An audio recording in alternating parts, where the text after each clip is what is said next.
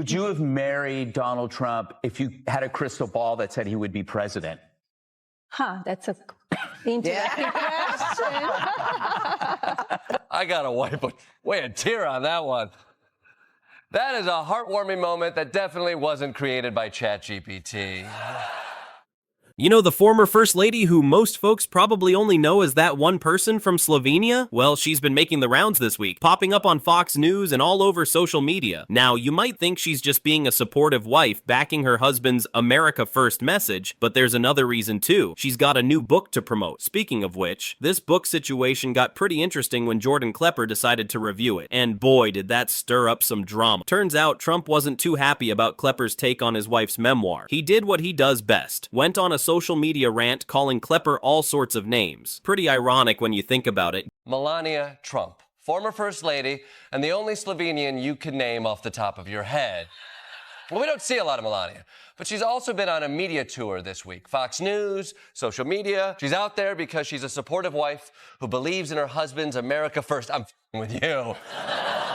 She has a book to sell. We actually have a copy here. Yeah, this is it. This is her book.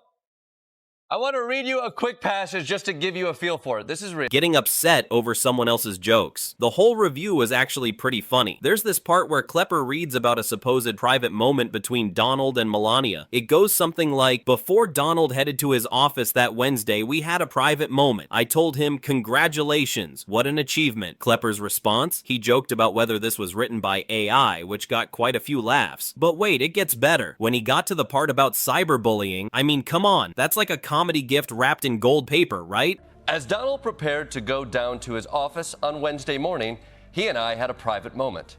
"Congratulations," I said. "What an achievement. All those other people. And you won." Here's the wife of the guy who made Twitter his personal playground writing about online behavior. Klepper really had fun with that one. And don't even get me started on the White House decorating sections. The way Klepper described it, you'd think the guide was just slap gold on everything and hang up lots of pictures of yourself. He kept going through the book, finding gems like her Be Best campaign and that infamous jacket incident. So get this, Klepper keeps the jokes rolling, and each one's better than the last. He doesn't sleep much. He does, of course. Does he wear needs to. pajamas? No. No. What does he wear when he sleeps, Melania? Well, one of the things she... Oh. But maybe hearing about Donald Trump's bedtime routine from Melania doesn't get your engines revving. Fortunately, the campaign also brought out someone for the ladies. Former senior advisor to President Trump, Stephen Miller. Melania says, "You are naked in bed." And he says, "And you are the First Lady. Good luck."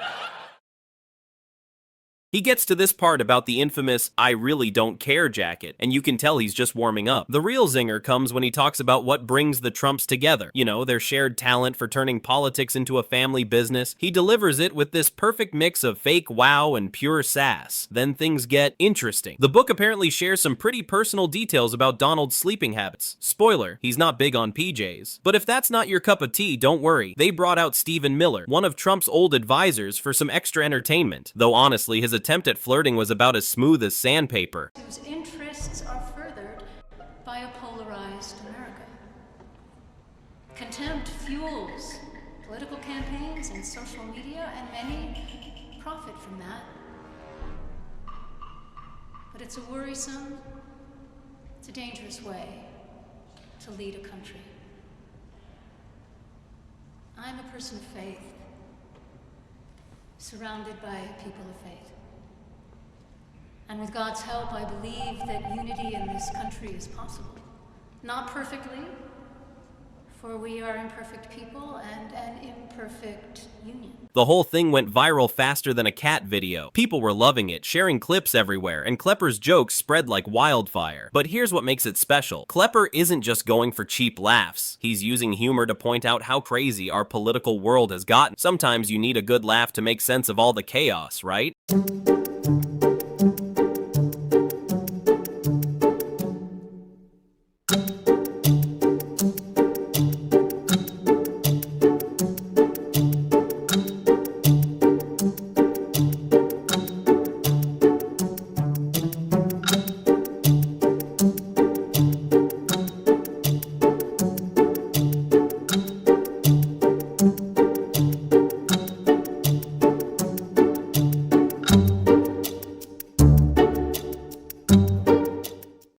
Oh boy, the best part? Trump found out about the whole thing. Picture this. There he is at Mar-a-Lago, probably scrolling through his phone like a teenager checking their Instagram likes, when he stumbles across Klepper's take on Melania's book. You can just imagine his reaction. That moment when he realizes he's the punchline. His face probably turned redder than a stop sign, and you know he went straight for that caps lock button like it was mission critical. So this whole thing turned into an epic social media showdown. Trump starts firing off posts like there's no tomorrow, calling Klepper a failed comedian who can't get real laughs. But that was just the warm-up act. I shouldn't say this. I'm going to get hell when I say this, but her feet are absolutely aching. You know, those heels.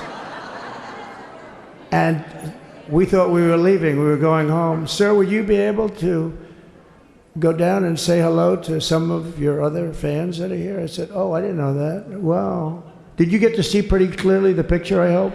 Good. That's good. But because you wouldn't want to make the same speech again, right? But she said, darling, I love you so much, but my feet are killing me.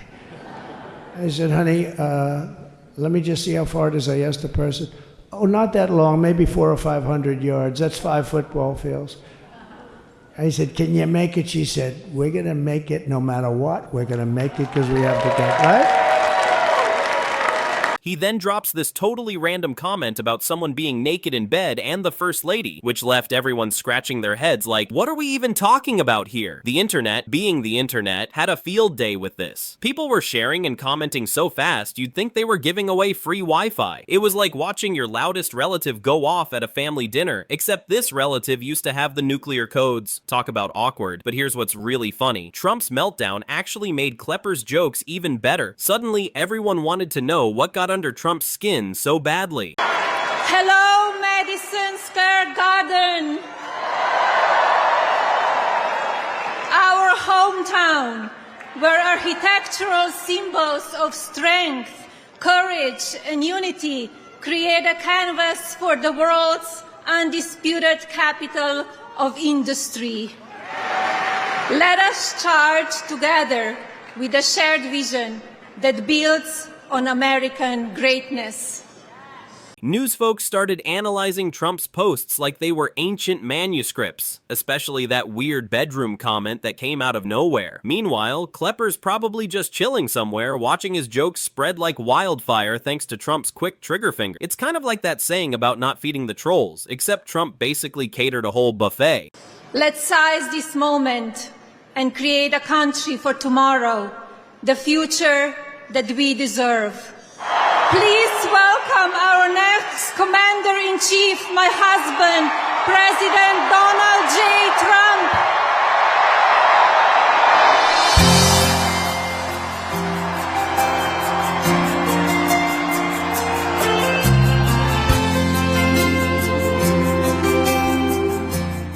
The whole thing turned into this massive online party where everyone brought their best jokes instead of snacks. And let me tell you, some of these memes were absolute chef's kiss material. So the late night TV crew couldn't help jumping into this comedy goldmine. Jimmy Kimmel spent a whole chunk of his show reading Trump's social media posts in different voices. Imagine Trump's words coming out like Mickey Mouse or smooth like Barry White. The audience was losing it. Then Stephen Colbert takes it to another level, doing this super dramatic reading of Melania's book like he's performing at the Globe Theater. Who knew family drama could sound so fancy? But here's where it gets interesting. While everyone's cracking up, some analysts started thinking deeper about all this.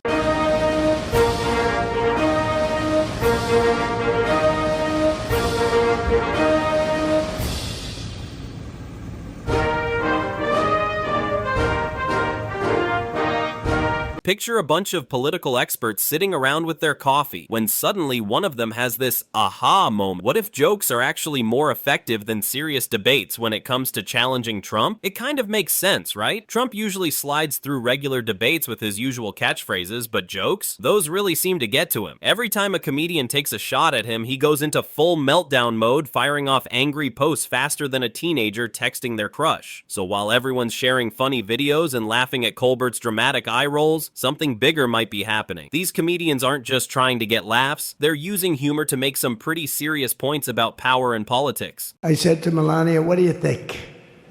And she said, you want to do this again? I'm going to get hell when I say this, but her feet are absolutely aching. You know, those heels. And we thought we were leaving. We were going home. She said, darling, I love you so much, but my feet are killing me. I said, honey, let me just see how far it is. I asked the person. Oh, not that long, maybe 400 or 500 yards. That's 5 football fields. I said, can you make it? She said, we're going to make it no matter what. We're going to make it because we have to go. Right? Right? And then we went out to the helicopter, though, just prior to this and said goodbye. And it's a custom, and the wind is blowing like crazy. And with the hat that she's wearing, she almost blew away. We almost lost off her. Thank you for She was being elevated off the ground. She almost blew away. No. So we all appreciate it because you've been a great First Lady. A beautiful and a great First Lady. It's like they've found Trump's kryptonite. He can handle criticism, but he just can't take a joke. Every time someone makes fun of him, he reacts exactly the way you'd expect someone who takes themselves way too seriously to react. Get this. While everyone's having a laugh, some smart cookies started noticing something bigger happening. They realized that maybe humor is Trump's real weakness. After all, it's pretty tough to look like a powerful leader when you're the punchline, right? Have you been hurt by the comments that you're with him because he's rich? You know, the people, they don't know me. People who talk like this, they don't know me. Well, You don't see many 26-year-old supermodels on the arm of 53-year-old car mechanics. you know what? You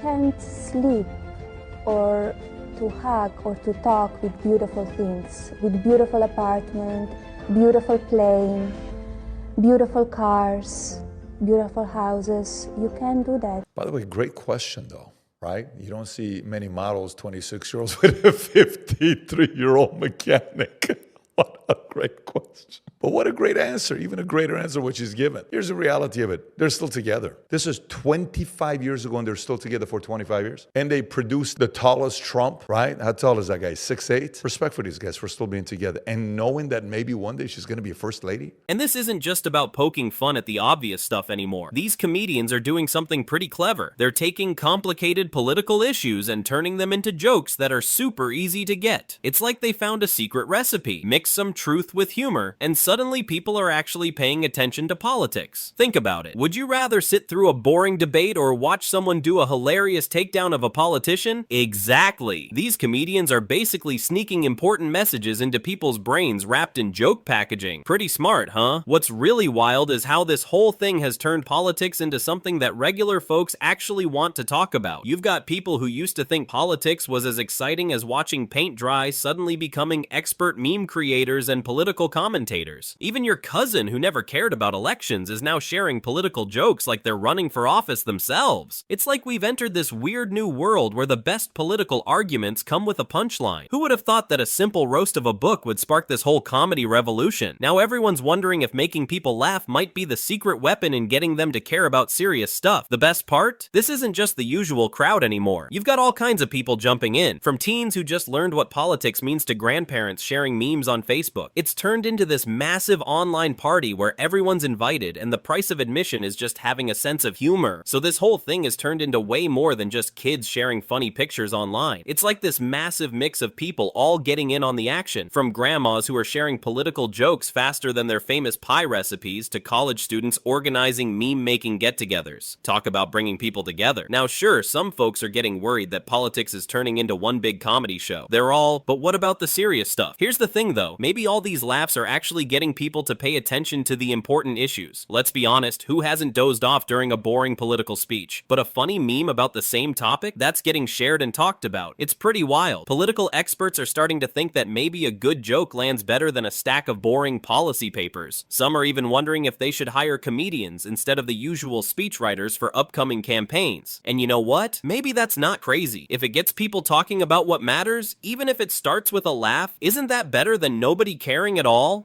Think of it like sneaking vegetables into a tasty smoothie. Sure, it might not be the traditional way to get your greens, but hey, it works. The really interesting part? Smart people are starting to look at how humor might be this secret weapon in democracy. It's like we've discovered that sometimes the best way to deal with serious stuff is to make it a little less serious. Politicians might need to learn some new skills. Maybe add "can take a joke" to their resumes. Looking at how this whole Klepper Trump thing played out, everyone's wondering if this is where politics is heading. A place where having a sense of humor might be just as important as having good policies. Pretty wild when you think about it. So now we've got these political experts trying to figure out what all this means. Picture them sitting around in their fancy offices, probably wishing they had a crystal ball to see where this wild ride is heading. Some are getting worried that all the jokes might push out the serious stuff, you know, the actual policies and debates that keep things running, but not everyone's seeing doom and gloom. Some folks think these jokes might actually be helping people understand politics better. It's like when your mom used to sneak vegetables into your favorite foods, except now we're sneaking important issues into comedy. The really funny part? This whole thing shows that even the most powerful people can't handle a good joke. It's like watching someone with a huge ego get taken down by a perfectly timed punchline. Now there's talk that future politicians might need to take comedy classes alongside their debate prep. Imagine practicing your knock-knock jokes between policy meetings. Some people are getting nervous about politicians turning into entertainers. They're wondering if our next big political speech will look more like a Netflix comedy special. But hey, maybe that's not so bad. Let's be honest. When was the last time you actually stayed awake through a regular political speech? Klepper probably didn't expect his book review to cause such a stir. It's like he accidentally found politics funny bone, and now everyone from teens to grandparents is joining in on the joke party. Who knew making people laugh could be such a powerful way to get them thinking about serious stuff? The big takeaway? Maybe the best way to fight back against political nonsense isn't with more nonsense, it's with a good laugh. Instead of getting mad about politics, we're learning to find the funny side. And honestly, that might not be such a bad thing. At least it's better than falling asleep during another boring press conference.